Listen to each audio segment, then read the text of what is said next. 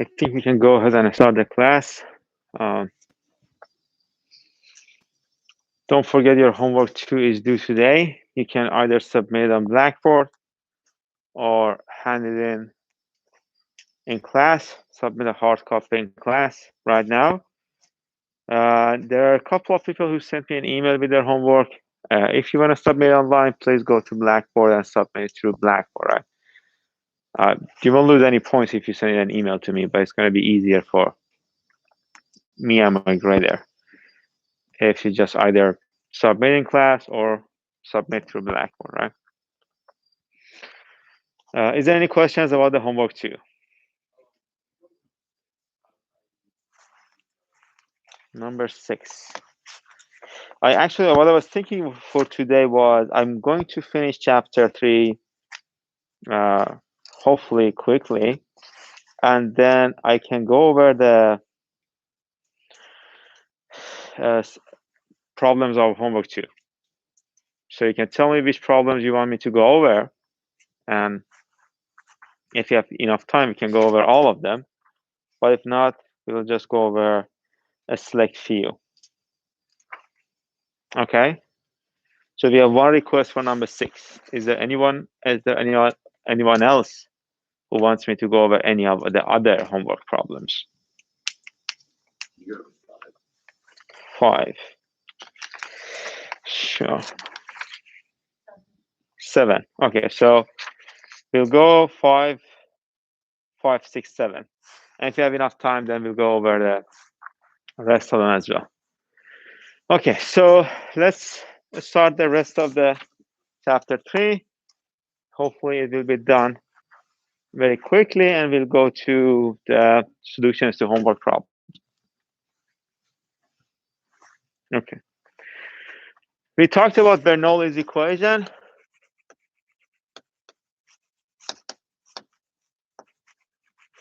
Which was through a streamline.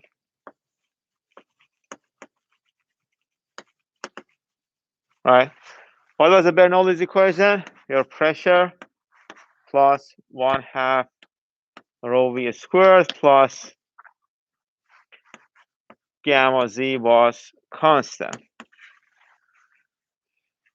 Right? But if you recall, for a streamline, we also had a direction normal to the streamline. So a direction along the streamline, which is S, a direction normal to the streamline, N. Okay, let me actually do the point here to make it a little more. So N is normal to the streamline, S is tangent to the streamline. So to find this Bernoulli's equation, what we did was we wrote the Newton's second law along the streamline, and we came up with the Bernoulli's equation. But what will happen if we write the Newton's second law along the direction normal to the streamline, essentially, or across the streamline?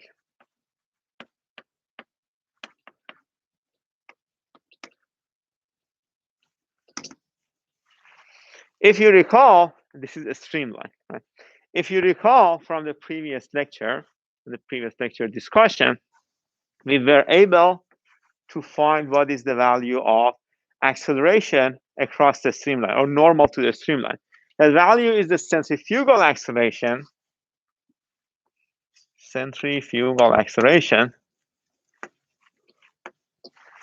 And it is v squared over r.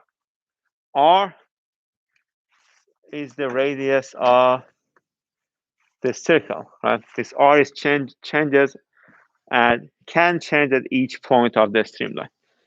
So the only other thing we really need to find is the forces that are acting in the normal direction.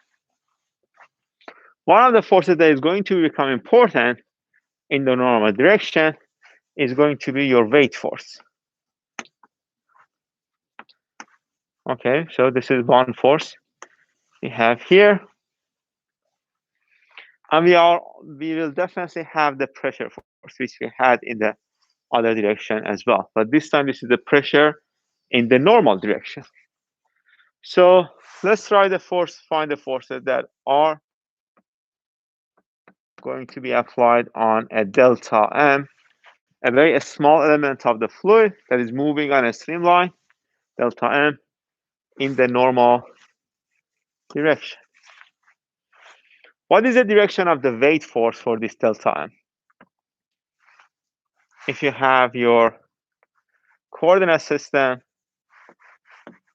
Z, X, and Y.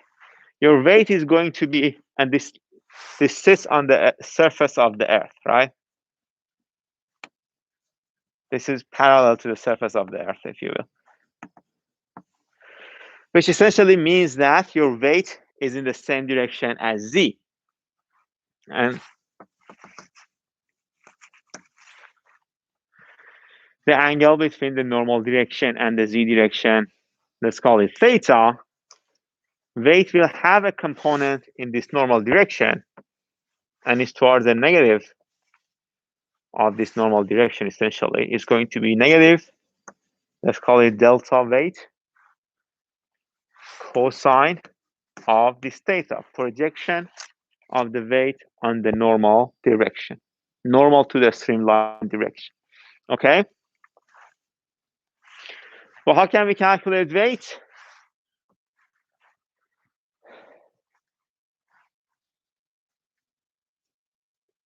What is the formula for weight that we have seen? That's rho g, or gamma, multiplied by your volume. Volume of this very small element, let's call it delta volume. So we're going to have negative gamma delta volume cosine of theta.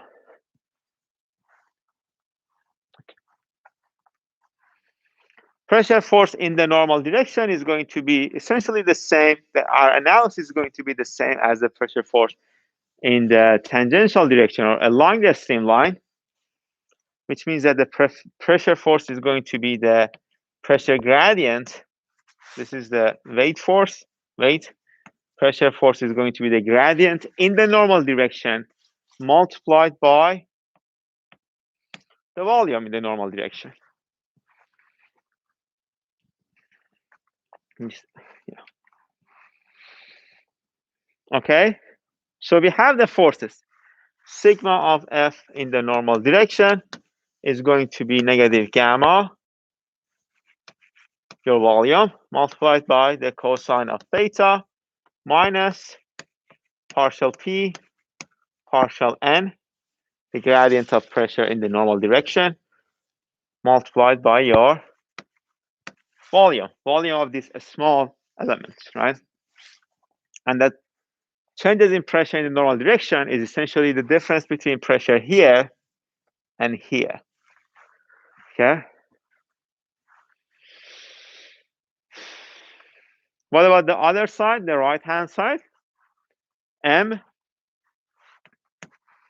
is your density multiplied by the volume, rho delta V. And for A, we have V squared divided by R. These delta V's will cancel out. So eventually, we are going to have negative gamma cosine of theta minus partial P partial N is equals to V squared over R, rho V squared over R.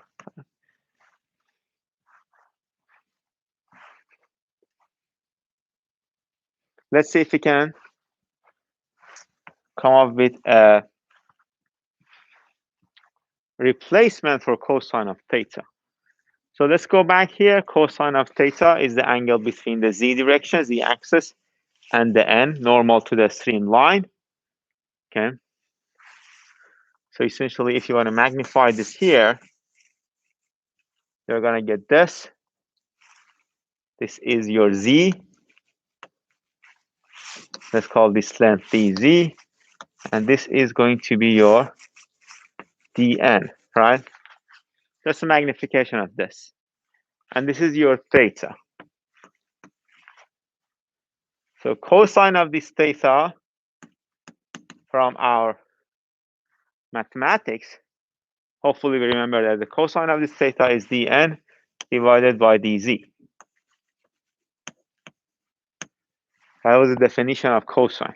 So we can replace that in our equation here.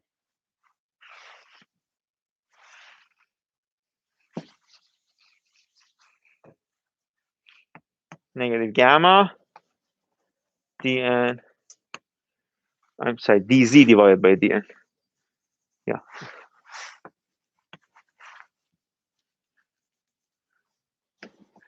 And if you don't remember, we defined cosine on this type of triangle. Cosine of the theta, let's say this length here is x, this is y, and this is r. Cosine of theta, we defined it as x divided by r. Sine of theta, y divided by r. So cosine of theta, we have theta here, x is dz, and dn. They have just rotated this triangle. So this is going to be our equation, or the force balance, application of Newton's second law across the streamline. You can definitely play with this a little bit and try to, like, we can multiply it by dn or delta n and get gamma dz minus partial p. We can move everything to one side plus rho v squared divided by r dn.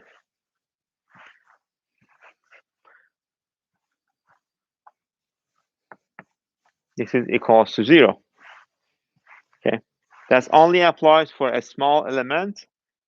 This is a small element with mass delta m. We can take the integral,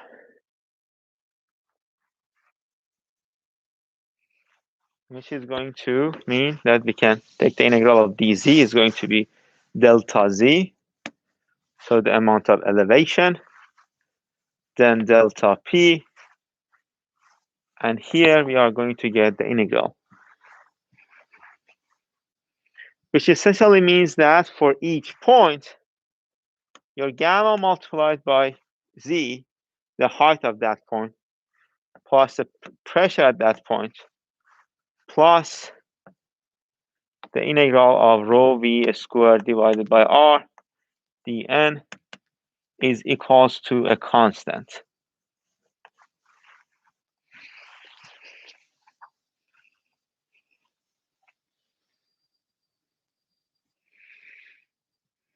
Okay, so let's come back here.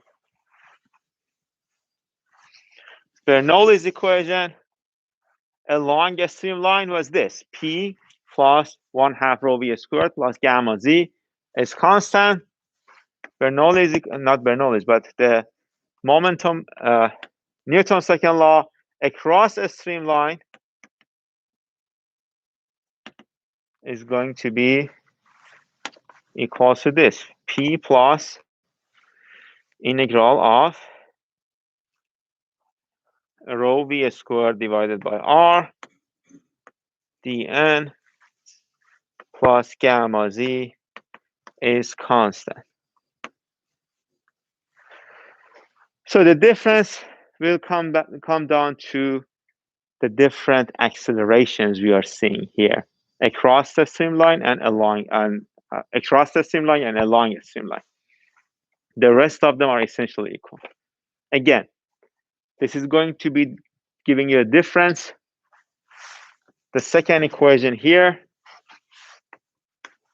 can be applied between two streamlines, point 1, and then you have to create a normal to get to point 2 on a different streamline, right? This only applies between two streamlines. But this one applies on the on one streamline. So it has to be along the streamline. So equation 2 applies here. Equation 1 applies here. And we are mostly going to use equation 1. We don't really use equation 2 that much across the streamline. Is there any questions so far? Okay. Bernoulli's equation is actually a very useful concept in fluid mechanics. There are a lot of things there are a lot of concepts that are developed based on the application of Bernoulli's equation to the specific conditions, and a lot of equations that were derived based on Bernoulli's equation. One of the more common concepts here is the concept of stagnation pressure,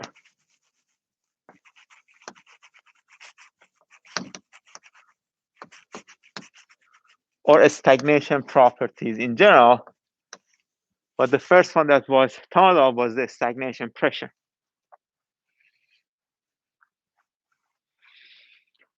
To understand this concept, to see the equation, we essentially have to define the static pressure and then define the stagnation pressure and find the equations for it and how they are related to each other. What is a static pressure? A static pressure is a thermodynamic pressure that you have seen. That's a pressure you have always dealt with, right? You have always seen. It's essentially a static pressure is a pressure you are going to feel if you're sitting on a particle that is moving in a fluid, right? Like that atmospheric pressure, right? That's the static pressure. So felt by particles, moving particles. And if those particles stop moving, a static pressure for them is not going to change, right? Because it is a function of elevation, it's a function of a lot of things, right? So based on this definition, we can define a stagnation pressure as the pressure a particle of fluid feels when it's brought down to zero velocity isentropically. Okay, what does it mean? Let's say you have a fluid moving inside this duct, okay? And they are feeling some pressure, P.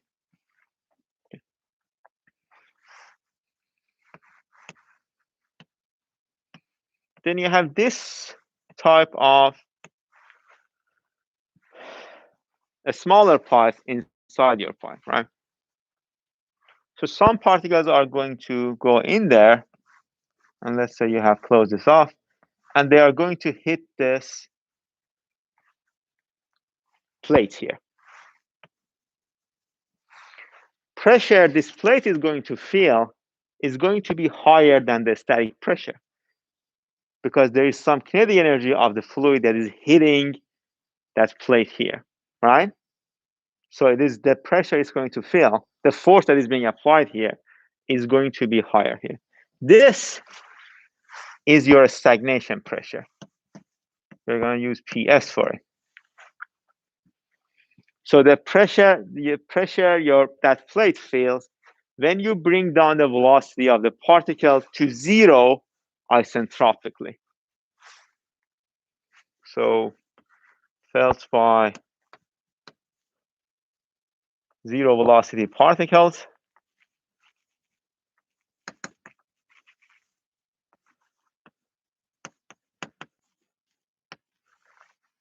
When their velocity was brought down to zero isentropically.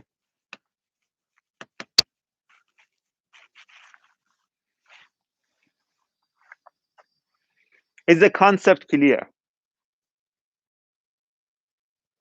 When you are in a moving fluid, and you have this type of setup here, and you close this pipe here with a plate, the pressure this plate is going to feel, the particles are cannot move right further down.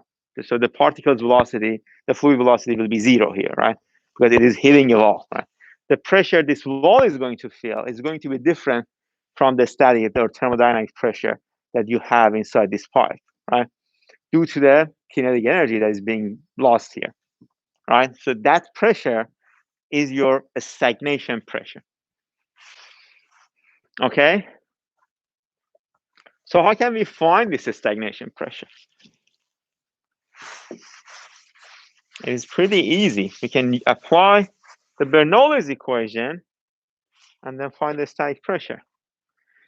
Let's think of this type of situation.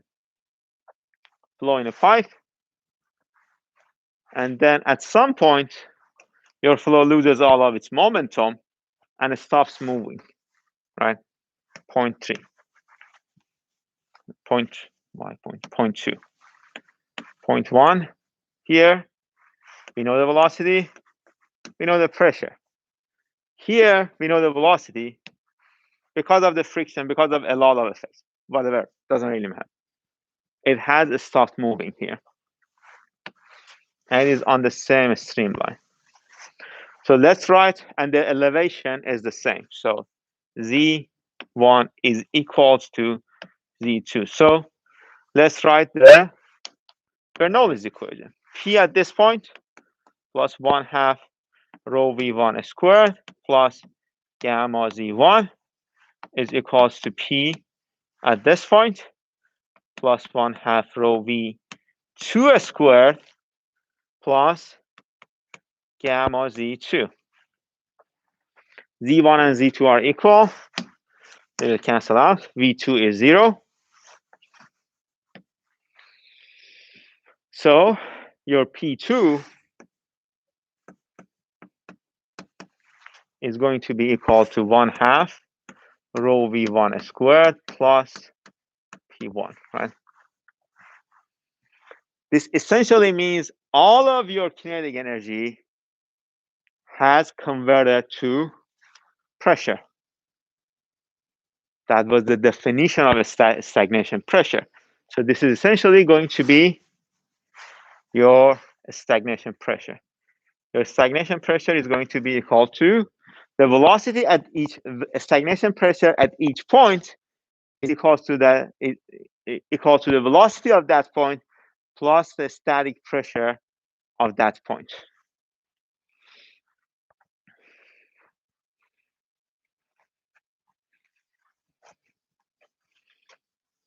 Okay. What if there was a height difference? What if the streamline's height changed and it stopped moving here? Let's say Z2 is on the reference on the coordinate Z, so it is 0. Z2, this point is 0, and we only have Z1. This would have been 0, this would have been 0, but this wouldn't have, we couldn't have just taken this out. So your pressure at point 2 would have been 1/2 rho V squared, rho V1 squared plus P1 plus a gamma Z. This pressure, if you have a change in elevation, is called the total pressure.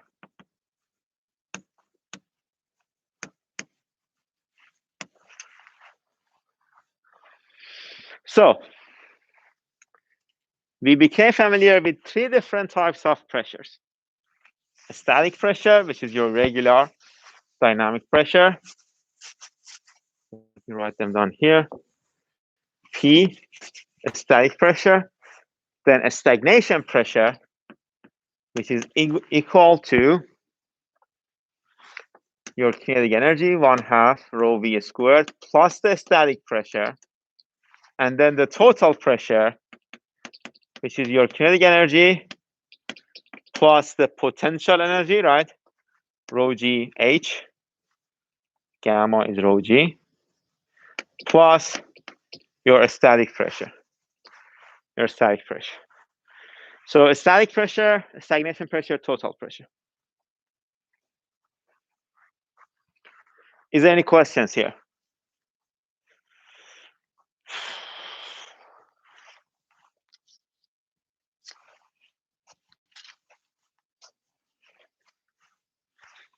Something that I have to mention is here that I forgot to mention. It's just a naming scheme here that is mostly used in civil engineering, but it's not a bad idea for you to become familiar with it. If we divide this Bernoulli by gamma, you're going to end up with this. P over gamma, then V squared over 2G, and Z. This is called the velocity head.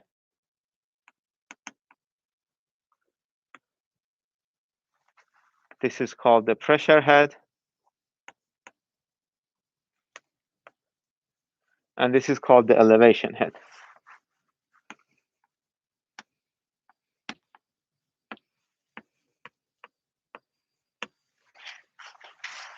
Okay, so if you saw in a problem or anywhere, someone told you that the pressure head is this much, they're talking about P divided by rho G.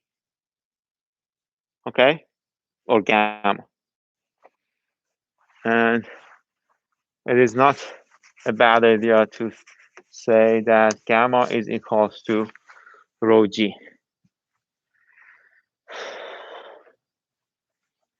That's a specific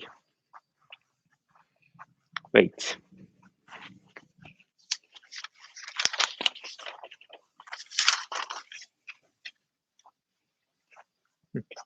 But how can we measure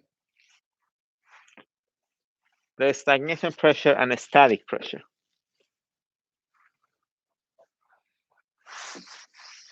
Or let me put it this way, how can we measure a velocity using the pressure gauges that can measure stagnation pressure and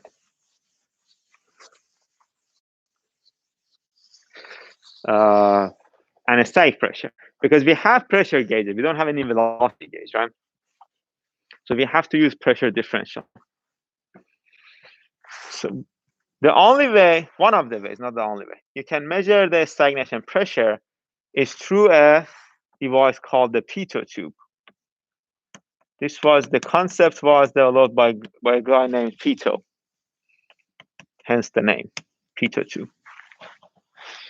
Okay, essentially flow comes in, velocity, and then they eventually reach to zero velocity. Then you put a pressure gauge here.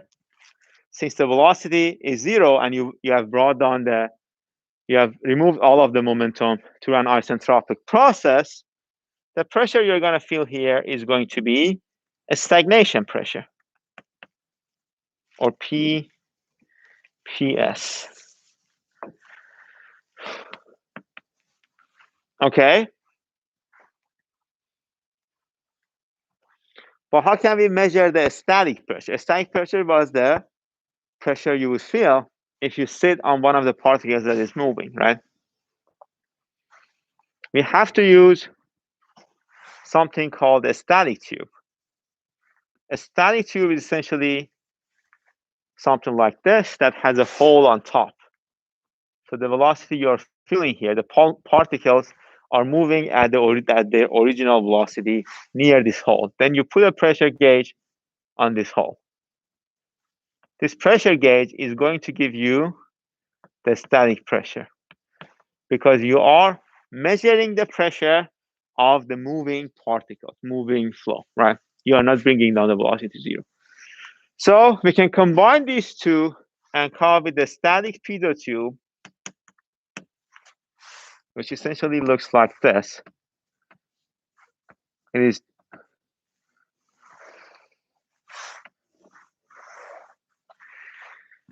and this is something you will see in the wind tunnel lab. If you go down to the basement in the wind tunnel lab, we have a manometer that works based on the static Pitot tube and can give you the velocity. Okay. These holes, flow is passing over them, and we have a pressure gauge here, down here. These two will give you the static pressure measurement, and this one will give you the stagnation pressure. So based on the equation we had, which was PS is equals to 1/2 rho V squared plus the static pressure, you can say V, or velocity at this point, is going to be equal to the square root of 2 multiplied by stagnation minus a static pressure, the pressure difference there, divided by the density. Okay, so that's how we measure velocity using the static Pitot tube. And that's one of the ways we can measure the velocity of a flow.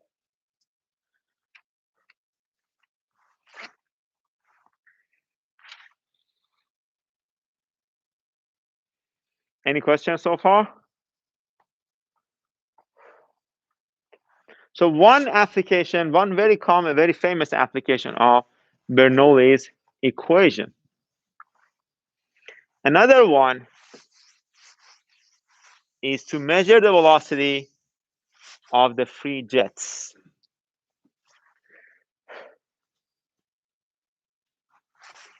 So let's say we have something like this, free surface here, and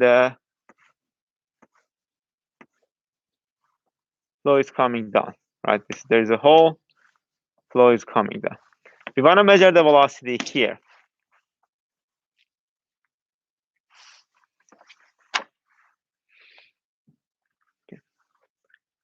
Essentially, we want to measure the velocity. Let's measure the velocity here first. We want to measure the velocity at this point 2, 0.1, and 0.2. We have the height difference. Let's call it h. And then we have to write the Bernoulli's equation between 0.1 and 0.2. So P1 plus 1/2 rho V1 squared plus gamma Z1 equals to P2 plus 1/2 rho V2 squared plus gamma Z2.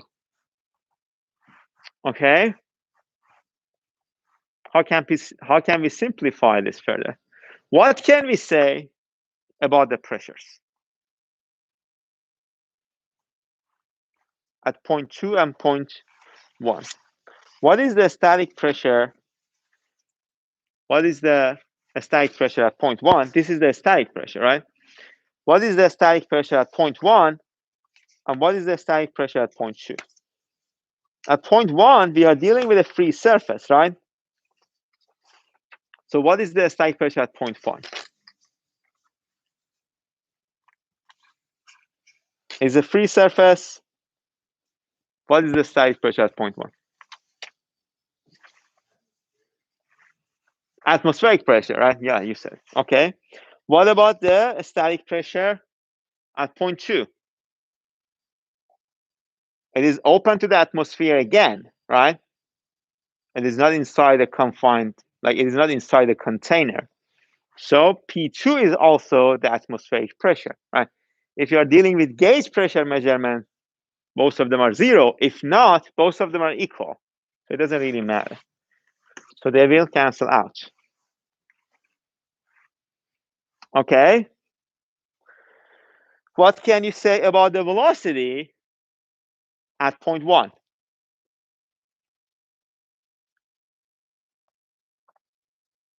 It is a free surface, and we have a very small hole here. So we can essentially assume that the velocity at 0.1 is close to 0. Okay. And then let's rewrite this equation up here.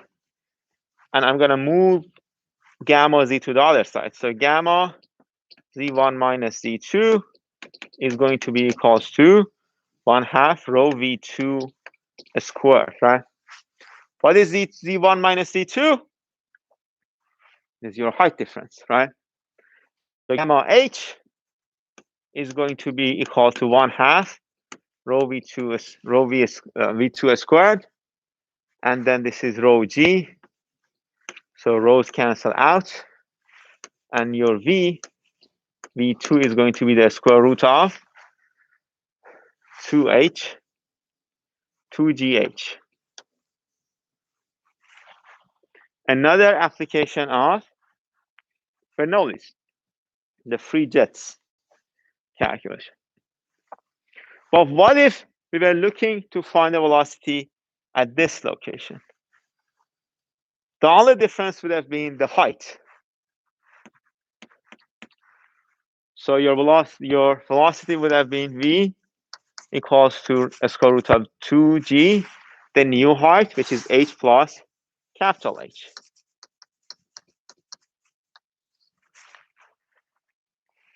Okay?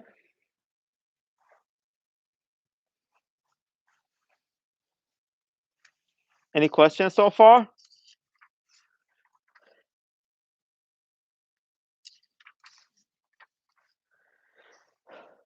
No? There is one thing that I forgot to mention when we were talking about the static tube, and I think it is a neat idea to talk about. It will help you maybe understand better the static pressure. So let's say we have a static pressure tube, and this is a magnification of that hole in the measurement, right? And we have three setups. One like this, one like this, one like this, and one like this. So your static pressure is P, then we have P1, P2, and P3. What is the pressure we are going to feel here? Is this the same as the static pressure? We said yes, right? That's how we actually measure the static pressure. But what about the second configuration? What is going to happen to the second and third configuration? We have the static pressure P in both of them, right? Is the pressure we feel at point 2 and point 3 the same as the static pressure?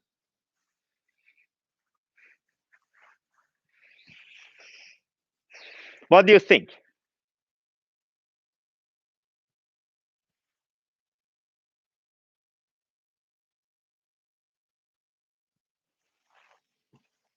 What do you think is going to happen at point 2? Let's do point 2 first. What will be the effect of that extra wall in front of the flow? Let's say you are a particle, you are moving toward this. In this condition, you will just go past it, right? So you will not lose any kinetic energy. That's why we can measure only the static pressure in this configuration. But in this configuration, some particles are going to hit the wall, right? They're going to lose their kinetic energy, 1/2 rho v squared, some of it actually. So the pressure you're going to feel here will include some of that lost kinetic energy.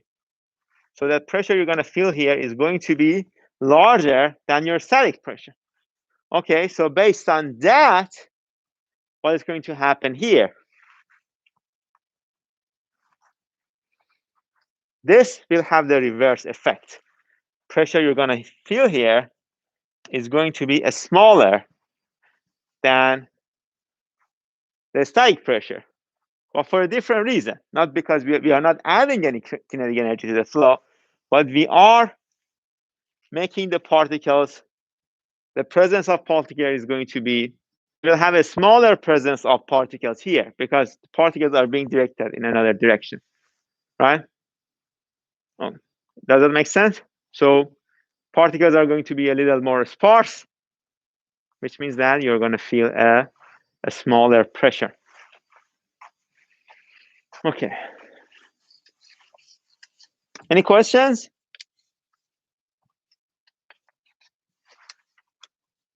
No? That's all right. Another application of the Bernoulli's equation is the confined flows, or flow inside a nozzle or a venturi or something like that. Let's say you have this convergent divergent nozzle. Okay.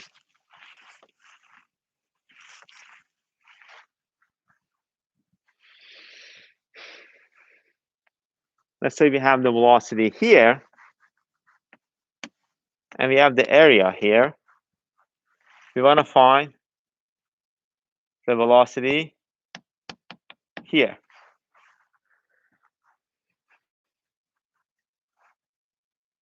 Okay.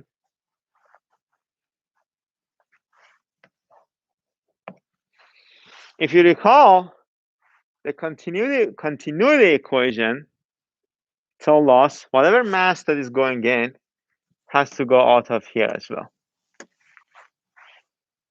Okay.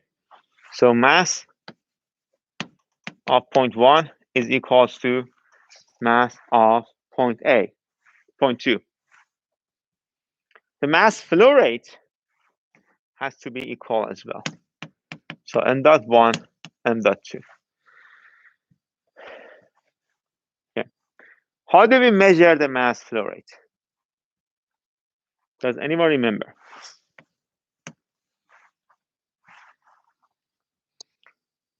That changes of mass over time, or amount of mass that is passing through point 1 at one point. Let's look at this. This mass is going to be equal to rho multiplied by your volume, right? So let's say you have this pipe, and the mass, the particles have moved from this point 1 to point 2 during time t. Okay. The mass of this whole thing is going to be rho multiplied by volume, which is essentially rho multiplied by this distance multiplied by the cross-sectional area, right? So rho A, let's call that this distance x. Mass flow rate is mass divided by time. So this divided by time. So mass flow rate is going to be equal to rho A. What is x over t?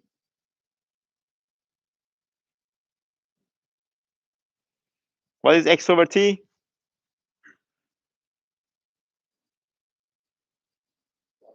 Velocity. Exactly. So your mass flow rate is going to be at each point is going to be density at that point, area, cross-sectional area, and velocity at that point. And we say based on the continuity equation at point 1 and point 2, mass flow rate remains the same, which means that rho 1 A1 V1 is going to rho 2 be equal to rho 2 A2 V2. We assume the flow is incompressible, so A1 V1 is equals to A2 V2. Okay. So your velocity is going to have an inverse relationship with area, right? Velocity at point 2 is going to be equal to A, the area ratio, A1 divided by A2, multiplied by velocity at point 1. Okay? Based on this equation. A1 V1 is equal to A2 V2.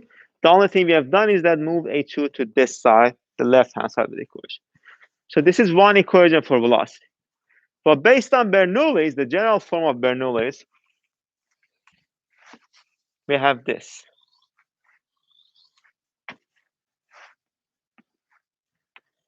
Right? Since the streamline, the elevation of this streamline hasn't changed, These will cancel out, and we're going to replace V2 with the area ratio here. So A1 divided by A2 multiplied by V1, right? We are going to have a whole equation based on the pressure difference and the velocity. We can essentially write velocity as a function of A1 divided by A2 and the pressure differences and the velocity and the density, sorry. So let's do that.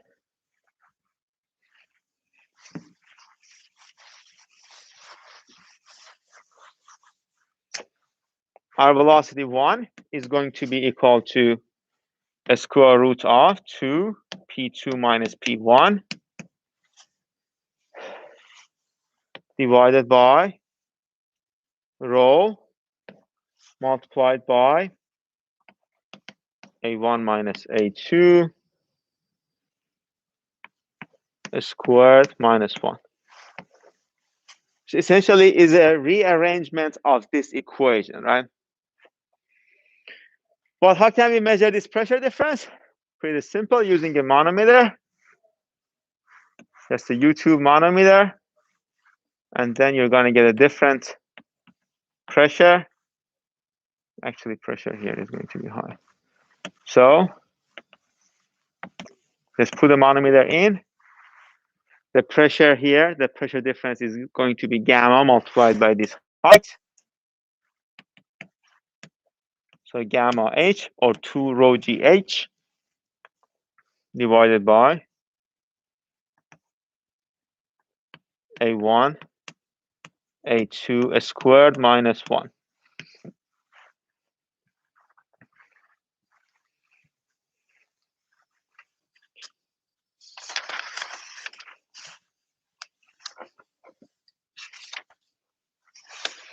So as you can see,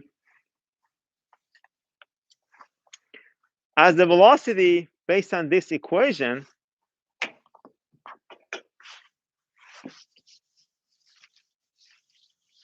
let's say the elevation is the same.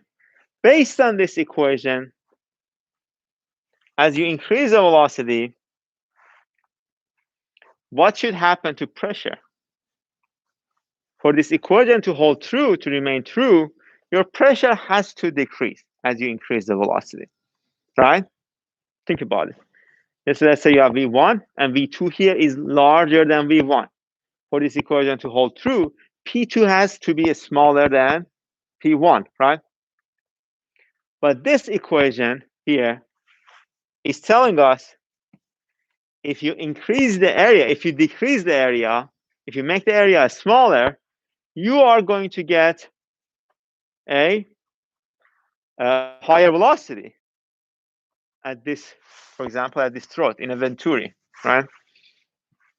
So we're gonna see higher velocity here, V higher, V2 higher than V1 because area is smaller, which means that P2 is going to be smaller than P1. Okay. So the pressure distribution with respect to distance from the edge of this venturi is going to look like this. You're going to get a minimum pressure at this throat. But there is a limit. You can reduce the pressure up to some point, right? And if you reduce the pressure enough in a liquid, what we are going to see is a phenomenon called the cavitation.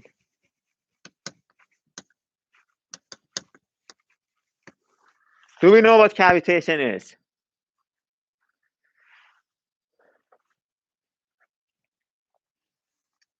No. So for a very low pressure at regular room temperature, if you make the pressure smaller and smaller and smaller, in a liquid, what you're going to see is that liquid will start to boil. So you will see water, let's say if it's water, if you decrease the pressure, if you reduce the pressure, eventually at some point, your liquid will change to gas, will change to water vapor. And that phenomena is called cavitation.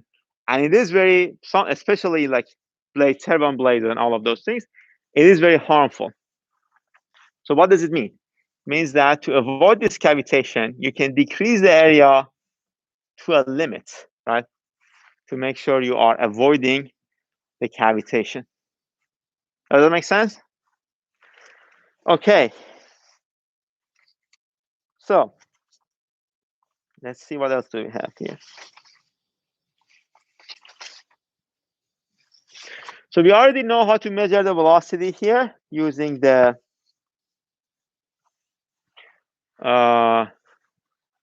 this was V1, right? V1. We can actually rewrite the equation to calculate V2, which is the velocity here. The only difference would be the V2 is going to be equal to the square root of P2 minus P1 divided by rho 1 minus the area ratio square, right? Instead of area ratio minus 1, we're going to get 1 minus this. And based on this velocity, we can actually calculate the flow rate at that specific, at any specific location. Flow rate is defined by the area multiplied by velocity. And we use the letter Q to represent the flow rate. But this is only true when there is no elevation change. If there is an elevation change, then you have to go back to the Bernoulli's equation, the general form of Bernoulli's equation, and then redo the calculation.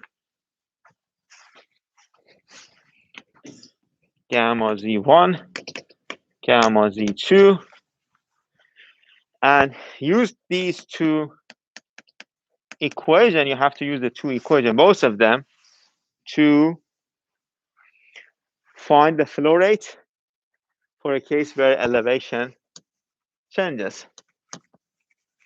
Like the case of this, let's say you have a wall here, and there's flow moving here.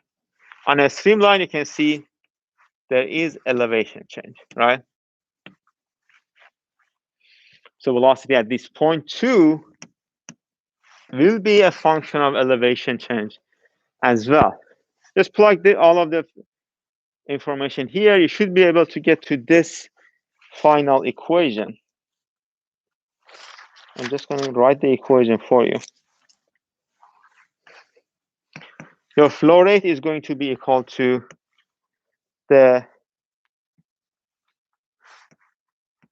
this height, Z2, multiplied by the length in this direction to the bore, right? The width, if you will, multiplied a square root of 2g, the elevation change, and divided by 1 minus Z2 divided by Z1 squared. And this is Z. Something that you have to note here is the fact that both of these surfaces are free surfaces, which essentially means that their pressure are the same. So we have removed the effects of pressure here. You will see this flow rate measurements in your lab class. I don't know if it's 361 or 362. You will have a lab over there. Okay.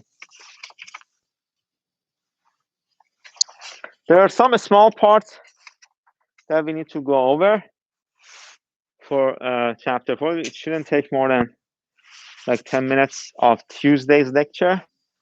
So we are going to go over it on Tuesday. And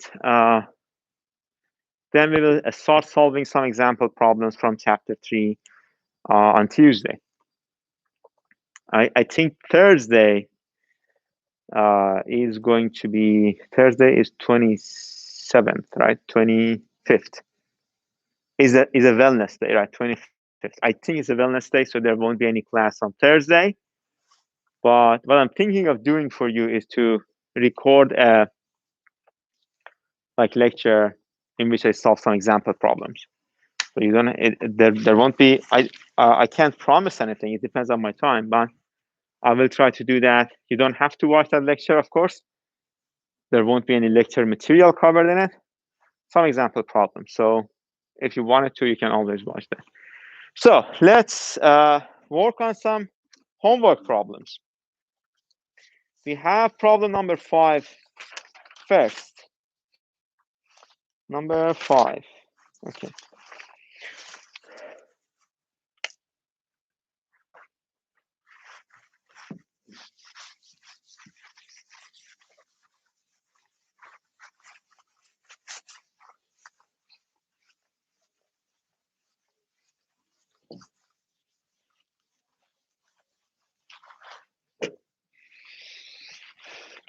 Number 5 of the homework. We have a container shown in this figure.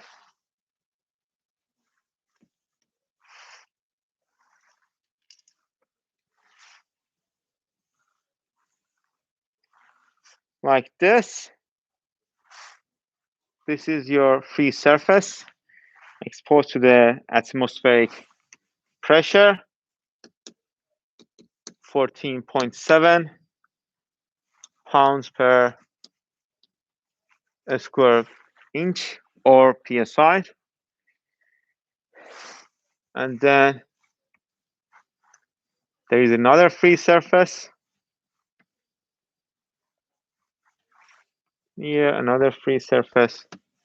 Here, we have point B and point C and point A. There is air here, inside this closed pipe. And here we have water. We also have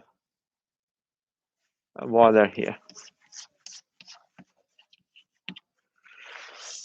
Okay, we are told to find the absolute pressure at locations A, B, and C.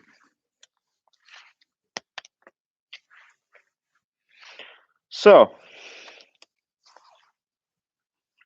what is the pressure at location A? Do we have the distances? Yes, let me actually tell you this. This is 8 inches. And this is 10 inches. 10 inch, 8 inch. And then this is 14 inches. Okay. What is the pressure at point A? That's right. They said the idea was inside one fluid, if you are moving inside just the same fluid, at the same height, they're going to have the same temperature. Okay? Same pressure, sorry. So this essentially means that these two heights are going to be having the same pressure, right? So your PA is going to be equal to the pressure here, let's call it pressure 1, is going to equal pressure 1, which is equals to gamma of water multiplied by this H, right? That's the pressure at point 1. Okay, point A. That's the pressure at point A. Then let's take a look at point B. Point B. What can we say about point B? Let me ask you. Whoever has solved this problem, what can we say about point B?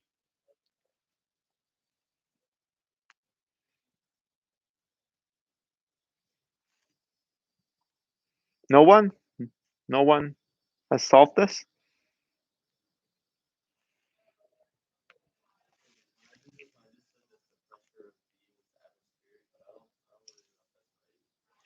No, it is not correct because this is a closed tube, right? So this is not exposed to the atmosphere, right? But one thing you can say is that here on this side of the tube, we have air. On this side, we have air, right? So the pressure and at these 2 points are essentially equal. Let's call this point 2. So pressure at point B is equal to pressure at point 2, which is equals to pressure at point A. Since we are moving upward, we are going to have smaller pressure, right? Minus gamma of A, gamma of air, multiplied by 10 inch. I'm just going to call this H of A, right? 10 inch. Here, H was 8 inch, H water. Okay, do we have the pressure at A? Yes, we do. It's this actually gamma water H plus the atmospheric pressure. You just have to make sure you do it. So this is equals to gamma of water, H of water, that 8 inch, plus the atmospheric pressure, minus gamma of A, H of A. Okay. So Connor actually brought up a very important point. Just because we have air here doesn't mean we have atmospheric pressure, right? It has to be exposed to the atmosphere for it to have atmospheric pressure. The pressure may be equal to atmospheric pressure, but we don't know. We have to calculate it. Okay? Is this clear? Okay, so what can we say about pressure at point C? Pressure at point C is going to be equal to pressure at point B plus this height, which is 14 inch, multiplied by gamma of water. So gamma of water, height of water, 2. And then we have pressure at point B. We should be able to calculate the whole thing. The only thing that there are some things that you have to keep in mind when solving this problem. One thing the first thing is we are looking for absolute pressure. So we cannot assume the atmospheric pressure is 0 anymore. We are not looking for gauge pressure. Okay, that's one thing. The other thing is that we usually have the value of gamma as 62 point, like 62, 63 point something. Let's do 0.3 in feet, right? It is rho g. What's the unit for it? Feet per. I always forget this. Rho is feet per. No. Pounds, slugs per feet cubic feet, right? Multiplied by the gravitational acceleration, which is feet per square second, right? So you're gonna get, what are we gonna get here? For gamma, you're gonna get like feet squared and then second squared, right? It should be, which means that you're gonna get pound. The slugs per second is going to be pounds, so you're gonna get pound per square feet. Yeah, I usually forget this in the British units for whatever reason. Okay, and this is in feet, but all of our dimensions are in inches. So you have to convert whatever you have either to feet or to inches, right? You just have to be consistent. You don't want to lose points for these things. Okay. So what time is it? Is there any questions here? Who asked for this? I don't remember. Who you asked for problem 5, right? Is it clear? Okay. And problem 6. Someone asked. Did you have anyone who asked for problem 4? Which problems? 5, 6, 7, right? Okay. So problem 6. Problem 6 is telling us that we have a mercury manometer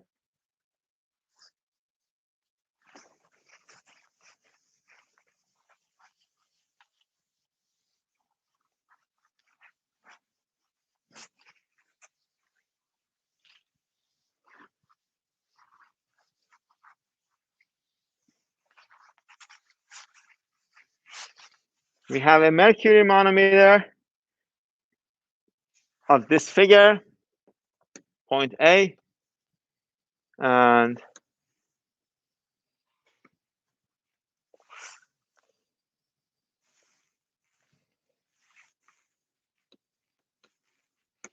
point B. These are at the same level. Okay. Then we have oil. Here at point B, we have water here at point A. And we have mercury here. Mercury. The height difference here is 30 centimeters or 0.3 meters. Then we have 15 centimeters or 0.15 meters and half a meter here. Okay. The mercury manometer of the figure below indicates the differential reading of 0.3 meters when the pressure in the pipe is 30 millimeters mercury vacuum. Determine the pressure in pipe B. Pressure indicates the differential reading of 3 meters. Okay, when the pressure in pipe. Okay, so PA here is 30 millimeters of mercury, and we have this differential reading of 0.3 meters inside the mercury. We are looking to find pressure at point B. How should we approach this problem? Essentially, you have to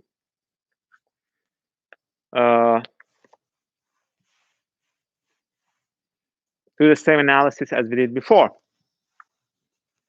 Do you have any ideas? How should we solve this problem?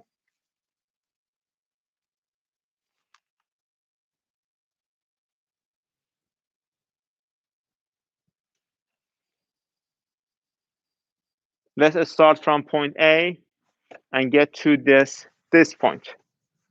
What is the pressure at this point 1 with respect to point A?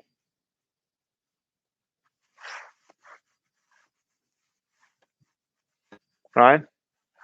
P1 is equals to PA plus gamma of mercury multiplied by that height. And let's call it H mercury plus gamma of water multiplied by the height of water. What is P of A here?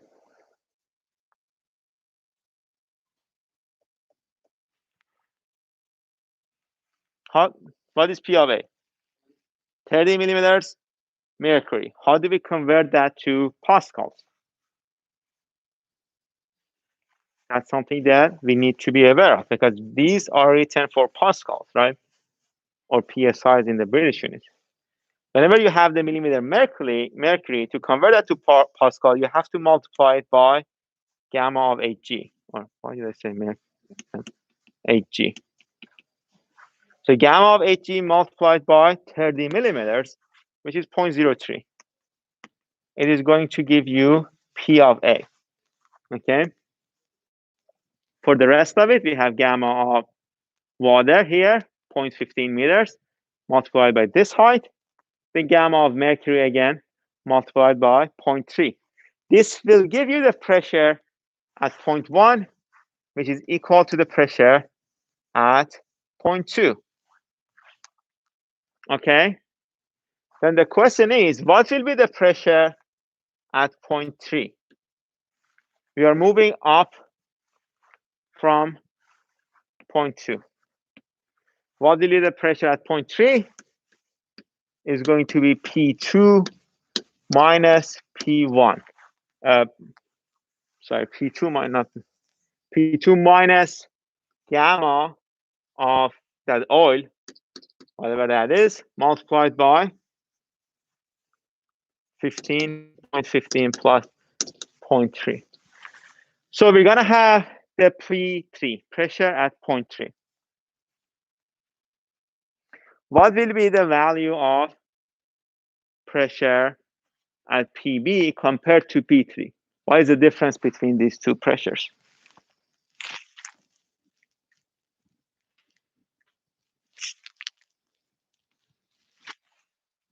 Huh?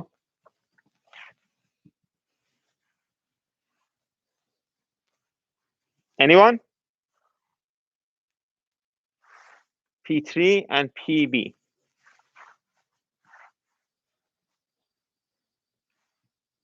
How would they compare? Which one is higher? Which one is smaller? Are they equal?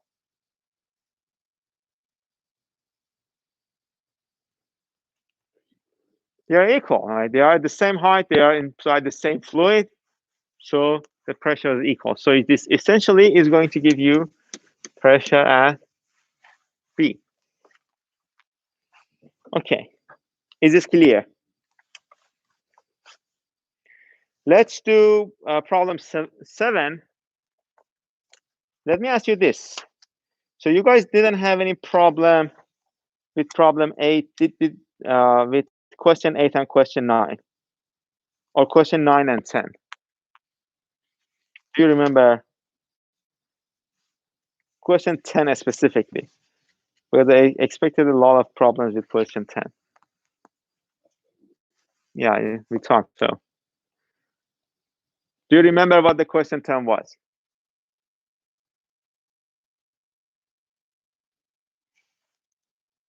Do you, or you? No. No one remembers. Okay.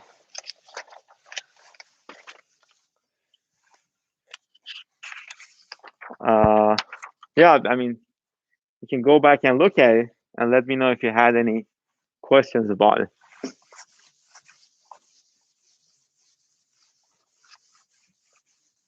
But let's work on problem 7 for now.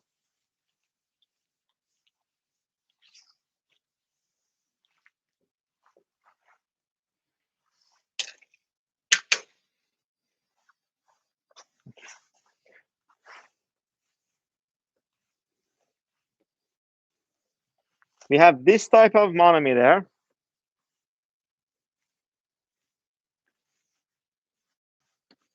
A, B, then we have a fluid here with a specific gravity of 0.9. Then we have mercury here and water here. Okay. This distance is 50 millimeters. This is 80 millimeters. And we have 100 millimeters here. And this is also, the angle is, the tilt angle is 30 degrees.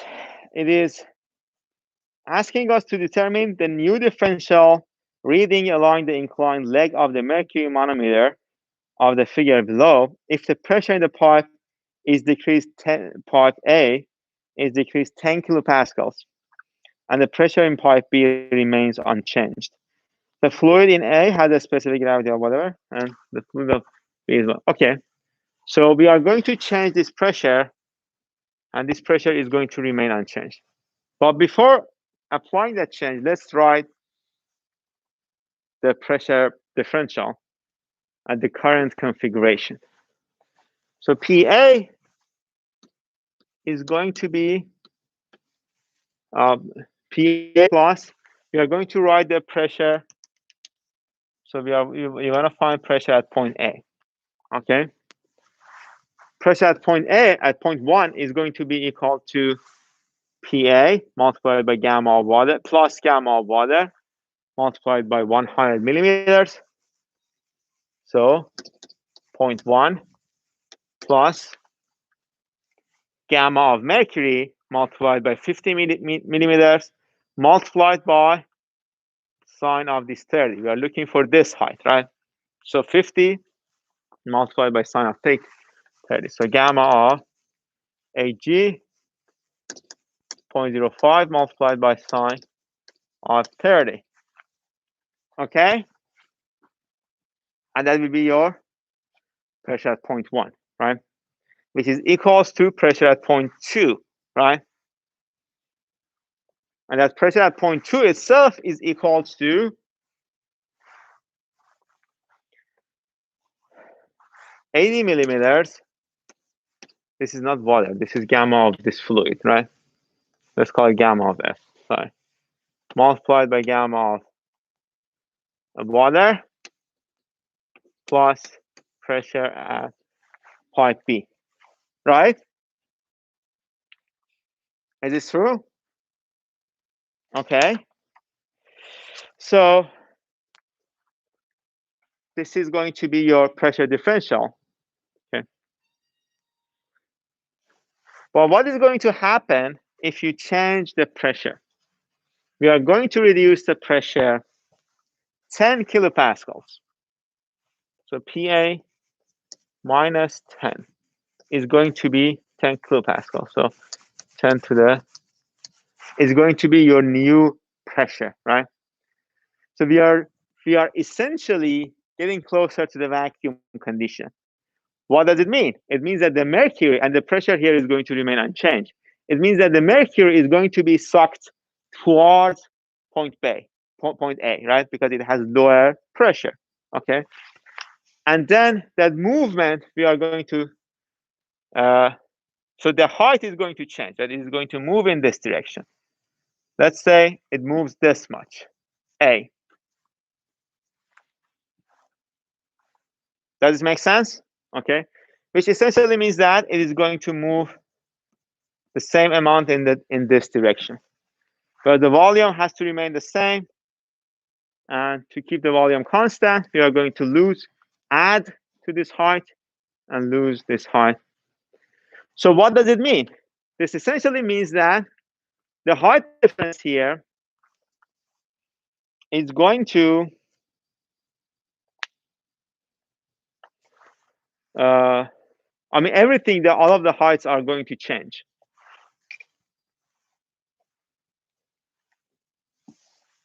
Okay. So for a new condition, your new PA is going to be PA minus 10 to the power 10 plus gamma of this fluid. What is the new height? It is 0.1 minus A. Okay. And what can we say about the mercury? We are looking at a different height here. So this 0.8 has moved on.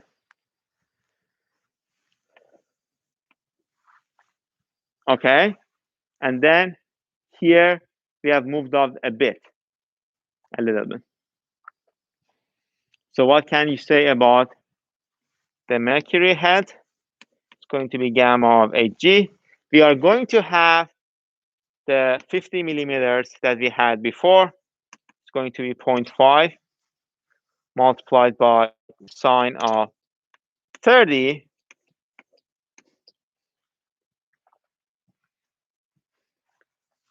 But there is some height added here, right? Which we missed when you came to my office. We missed this part. I just saw this. Okay. So we have to add this gamma of Hg plus multiplied by A sine of 30. Okay. Because some of the mercury has moved into this column. Okay. So this height has increased. So this is the pressure at the new point 1, at the new location 1. Is this clear? which is equals to the pressure at this new point 2. So we are going to write the pressure here for that new point 2. That is equals to gamma of water multiplied by this new height A plus the 80 millimeters plus P of B. So you're going to have two equations, PA plus this whole thing for situation 1, or the initial situation, and eventually the final situation is going to have this equation, which is PA minus whatever equals to this, right? I didn't have enough space over there, so I had to move here. And what can we do? We have everything except for PA and PB and A, and we are looking to find A, right? I think so. The height difference. Yeah, the new differential rating.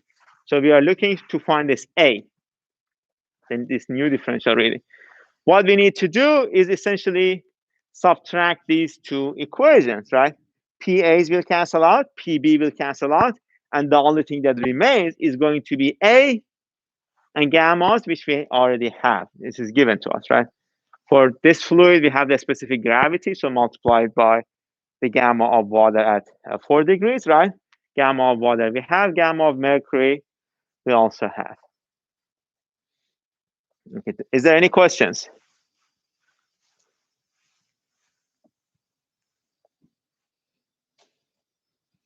Okay, we had a lot of responses on. So I think we are out of time. Wow, we ran. Okay. We have some comments on YouTube. I don't know who this is. This is Noble Jamie. If you have a question about number, that apparently there is a problem with number 9 as well. If you think it is confusing, we can work on it in the next lecture. And your homework 1 is also graded. I forgot to bring it to today's class, but all of your grades are posted. There were 4 people who didn't submit their homework. I don't know if they have dropped the course or what happened there, but they will get a 0 for their homework grade. And yeah, good luck. Have a good weekend. Oh, yeah. Okay, Brandon. Thank you for your comments, Brandon. Thank you. Do you have a stapler? Let me see if this one.